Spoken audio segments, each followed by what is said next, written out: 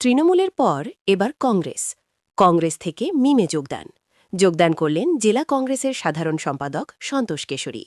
Malda press কর্নারে সাংবাদিক সম্মেলনের মাধ্যমে তার হাতে পতাকা তুলে দেন মিমের মালদা জেলা সভাপতি রেজাউল করিম। তিনি বলেন, কংগ্রেস এবং তৃণমূল কংগ্রেসের অনেক নেতাই তাদের সাথে যোগাযোগ করছে, আগামী দিনে অনেকেই যোগদান করবেন। মিমে যোগদানকারী সন্তোষ কেশরীর দাবি, কংগ্রেসের থেকে কাজ করতে পারছিলেন না, সেই কারণেই মিমকে বেছে নিয়েছেন। মিম চেয়ে উর্তবিতে নারাজ কংগ্রেস ও তৃণমূল কংগ্রেস। জেলা কংগ্রেসের আরেক সাধারণ সম্পাদক ভূপেন্দ্রনাথ হালদার বলেন, কংগ্রেস অনেক বড় দল, কে থাকলো কি না থাকলো কোনো যায় আসে না। কংগ্রেস থেকে যারা যাচ্ছে তারা কোনো কাজ করে না, অকামের লোকগুলোই যাচ্ছে।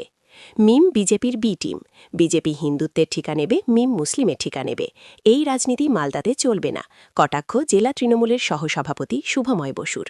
পাল্টা বিজেপি দক্ষিণ মালদা সাংগঠনিক জেলার মুখপাত্র অম্লান ভাদুরী বলেন, বিজেপি নিজের দমে সারা দেশে লড়াই করে।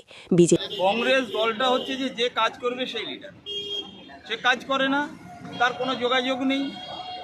এবার কোন আশাতে তারা যাচ্ছেন মিম পার্টিতে সে তাই বলতে পারবে, কোনো আশা নিয়ে যাচ্ছে হয়তো, এটুকুই বলবো, তাতে কোনো লাভ হবে। কংগ্রেস একটা মহাসমুদ্র, ওরকম প্রতিদিনই কংগ্রেস থেকে যাচ্ছে। ওই কংগ্রেসে যারা যাচ্ছে তারা কোনো কাম করে না, অকামের লোকগুলোই যাচ্ছে। সারা ভারতবর্ষে বিজেপি নিজের ক্ষমতায় লড়ে, সেখানে কোন পার্টি মিম ছিম কি আছে তাদের সহযোগিতা বিজেপির প্রয়োজন হয়। তৃণমূল আর কংগ্রেস মিলে এই একটা ন্যারেটিভ ছড়ানোর চেষ্টা করছে, যেটা এই বিজেপির হয়ে এরা কাজ করে, কিন্তু আমাদের কোনো দরকার পড়ে না।